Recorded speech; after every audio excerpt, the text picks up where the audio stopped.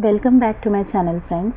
तो आज की वीडियो में हम cutting and stitching of the kurta देखेंगे। पिछले वीडियो में अपन ने उसकी ड्राफ्टिंग देखी थी, लेकिन इसके पहले स्लीव के पैटर्न में एक एडजस्टमेंट आप सबको करना है और वो मैं आपको दिखा रही हूँ। तो देखो, पिछले वीडियो में अपन ने देखा ये स्लीव का जो ड्राफ्ट अपन ने प्रिपेयर किया था वो एक सिंगल शीट पे किया था। तो अभी अपने को इसी पैटर्न को फोल्डेड शीट पे ट्रांसफ़र करना है ताकि इसका फ्रंट एंड बैक दोनों आर्म होल एक साथ कट हो जाए, क्योंकि फ्रंट आर्म होल का जो मार्किंग है वो थोड़ा अलग होता है अंदर की तरफ से। तो देखो, इस तरह से आपको वो मार्किंग कट करनी है फ्रंट आर्म होल की, और इसको भी फिर आपको मार्क करना है वो डबल फोल्डेड पेपर पे। तो अब आपको ये कटिंग ये मार्क साइड से आपको ये कट करना है, और इनर कर्व जो है ये भी कट करना है, ये फ्रंट आर्म होल कर्व, ताकि आपको दोनों भी पार्ट्स फ्रंट एंड बैक एक साथ मिल जाएं।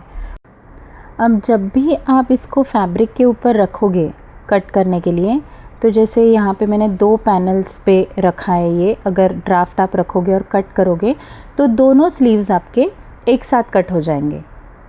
तो ये फ़ायदा होता है आपका फोल्डेड शीट में अगर आप पैटर्न बनाते हो तो मैंने मेरे जो एक्चुअल पैटर्न बनाया स्लीव्स का वो फोल्डेड पेपर पे ही बनाया है, और इसको आप अगर देख पा रहे होगे तो मैंने फ्रंट कर्व की मार्किंग भी की है।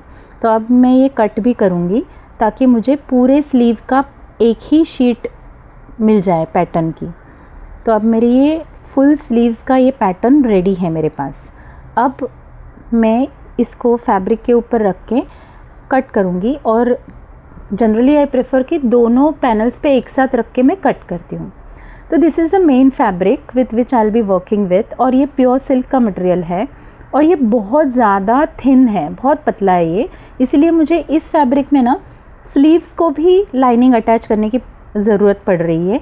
अदरवाइज़ आपको जनरली स्लीव्स में अटैच करने की ज़रूरत नहीं पड़ती। तो मैं अभी आपको दिखाने वाली हूँ ये लाइनिंग के ऊपर स्लीव्स को रख के कैसे कट किया जाता है। तो देखो, ये जो लाइनिंग है ये कॉटन की लाइनिंग है। And one thing I would like to tell you कि जब भी आप कॉटन की लाइनिंग यूज़ करो तब आप उसको प्री वॉश करके फिर आयरन करके फिर यूज़ करो।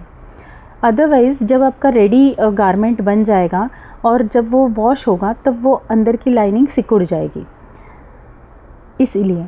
तो देखो, मैंने अभी ये पूरे स्लीव का ड्राफ्ट इसके ऊपर रखा है, and now I will mark on it.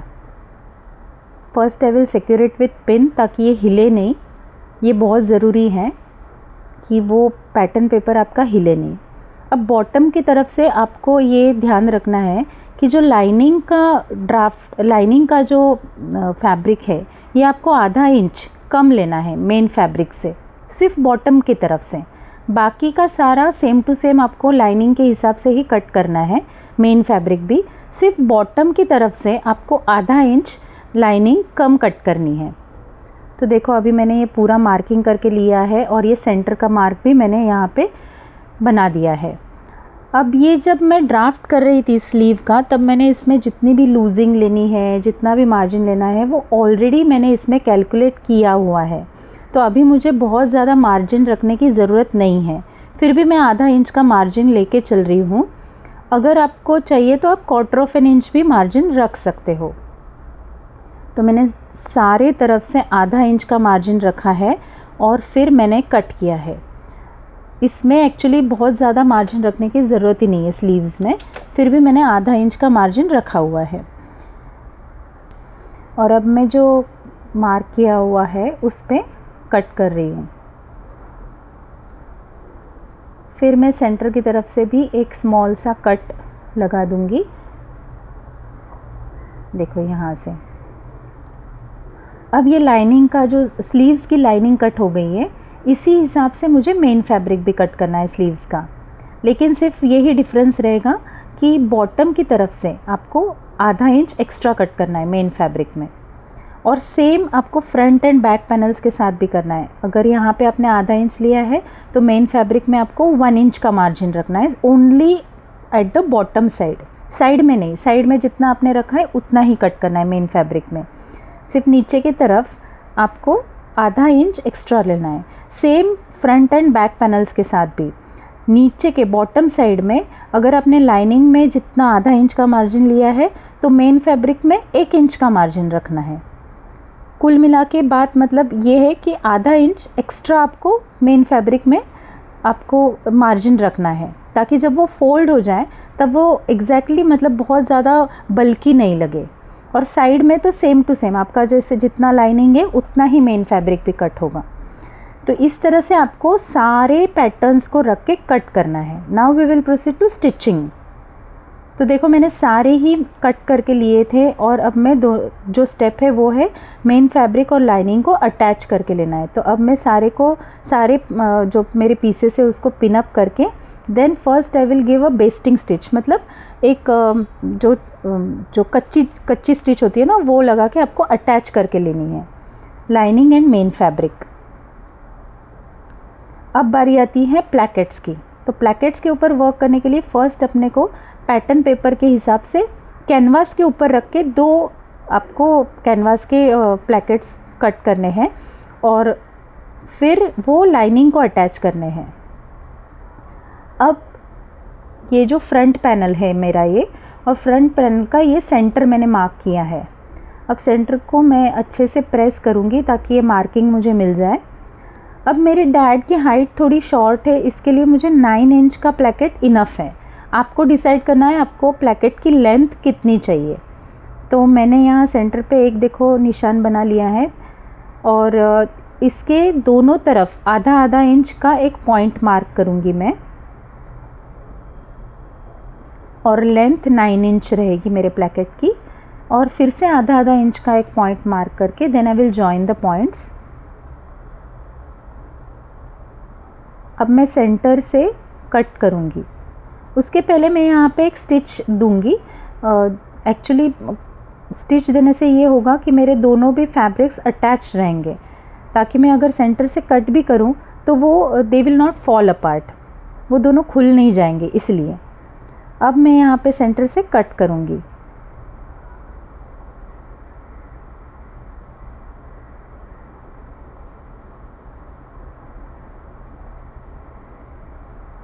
Meanwhile प्लैकेट्स में भी मैंने मेन फैब्रिक अटैच करके लिया था। जो मैंने कैनवास लाइनिंग को अटैच किया था उसके पीछे मैंने मेन फैब्रिक भी अटैच करके लिया है। और इसके ऊपर ये 2 आपको जो दिखाई दे रहे हैं वो प्लैकेट्स में भी अपन ने ड्राफ्टिंग के टाइम 1-1 सेंटीमीटर के मार्किंग्स किए थे, तो मैं वो यहाँ पे भी करके ले रही हूँ। देखो ये 1-1 सेंटीमीटर के मार्किंग्स थे जो अपने प्लैकेट्स में भी आपको मिलेंगे। तो अब मुझे इसको इस तरह से फोल्ड करना है और प्रेस करना है इसको, देखो इस तरह से। और फिर जो अपोजिट साइड की लाइन है वहाँ तक फोल्ड करके again I will give a nice press and then I will secure it with pins so that it stays in place. देखो इस तरह से आपका प्लैकेट दिखना चाहिए। Same procedure I will repeat with the second placket also, सिर्फ opposite side से मैं ये प्रोसीजर फॉलो करूँगी। I will fold it and बाद में I will give it a press और फिर I will secure it with pins, ताकि आप जब साइड बाय साइड प्लेस करो तो इस तरह से वो आपके प्लैकेट्स दिखने चाहिए। अब मैं एक प्लैकेट लूँगी और इसका जो ऊपर का हिस्सा है वो जो एज के थोड़े से हल्का सा ऊपर रखूँगी मैं। 1 पॉइंट, ओनली 1 पॉइंट आपको ऊपर रखना है, ताकि आप जब फाइनल कटिंग करोगे तो it will come in line. इसीलिए अपन ने प्लैकेट्स ड्राफ्ट करते समय 2 इंच एक्स्ट्रा लिए थे एडजस्टमेंट के लिए। तो यही वो एडजस्टमेंट्स हैं। तो देखो इस तरह से पिन लगा के लेने हैं। अब ये जो पॉइंट है 9 इंच का, ये मैं प्लैकेट्स के ऊपर भी ट्रांसफ़र करके लूँगी। अपोजिट साइड का प्लैकेट भी इसी तरह से प्लेस करना है, सिक्योर इट विथ पिन्स। और वो जो 9 इंच का जो पॉइंट है प्लैकेट का वो उस प्लैकेट पे भी आपको ट्रांसफ़र करना है, देखो इस तरह से। और फिर इस पॉइंट के नीचे 1 सेंटीमीटर जाना है और एक पॉइंट मार्क करना है। 1 सेंटीमीटर नीचे आपको और एक पॉइंट मार्क करना है डाउनवर्ड्स। ये सारी मार्किंग आपको प्लैकेट के ऊपर करनी है, ओके। और फिर आपको यहाँ से सेकेंड पॉइंट तक जो 1 सेंटीमीटर नीचे का पॉइंट है वहाँ तक स्टिच करना है। देखो पूरा दोनों भी साइड में।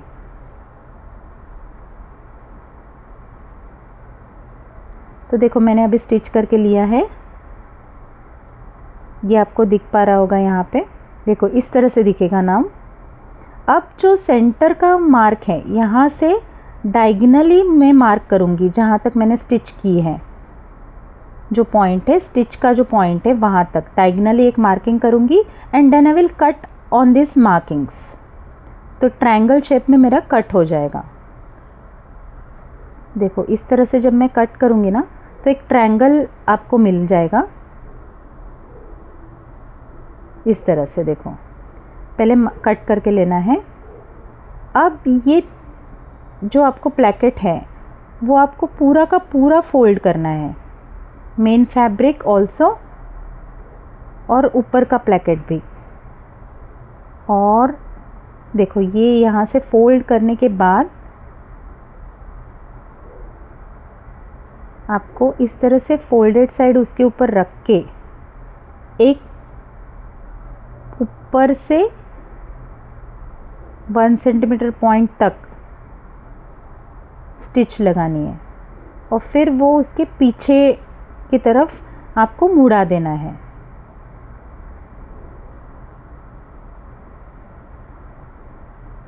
और यहाँ पे स्टिच करना है। और देखो पीछे की तरफ आपको एक छोटा सा ट्रायंगल नज़र आएगा, यहाँ पे भी आपको स्टिच करना है इस तरह। तो देन इस तरह से कि ये लॉक हो जाए यहाँ पे। देखो मैंने स्टिच किए हैं तो अब ये लॉक हो गया, यहाँ पे आपका प्लेकेट हिलेगा नहीं यहाँ से। अब आपको ये लाइन में कट करना है। सेम प्रोसीजर आपको दूसरे प्लेकेट के साथ भी फॉलो करनी है। इस तरह से आपको एक स्टिच देनी है यहाँ से, और वो होने के बाद आपको इस तरह से मोड़ के एक के ऊपर एक रख के प्लेकेट नीचे की तरफ एक ट्रायंगल के शेप में फॉर्म करके, देखो नीचे की तरफ थोड़ा सा आपका एक्स्ट्रा फैब्रिक बचा हुआ होगा, उसको ट्रायंगल के शेप में बना के एक पूरा आपको फिनिशिंग स्टिच देनी है। तो देखो अभी मेरा ये प्लेकेट अच्छे से आई हैव सोन इट, और ये लाइन में मैंने नेक कट भी किया है। अब मैं इसको पहले तो बटन अभी तक अपन ने लगाए नहीं है, तो मैं इसको पिन लगा के एक दूसरे के साथ अटैच करूँगी और फिर मैं दोनों पैनल्स शोल्डर की तरफ से जॉइन करके लूँगी। ये बैक पैनल है और अब मैं ये शोल्डर्स अटैच करके लूँगी और उसके बाद मुझे स्लीव्स अटैच करने रहेंगे। पर एक बार शोल्डर्स अटैच हो जाए उसके बाद अपने को नेक जो है उसकी कॉलर बनानी है। तो आपको अगर ये स्टैंड कॉलर बनाने का जो भी फॉर्मूला आता है आप इससे बना सकते हो।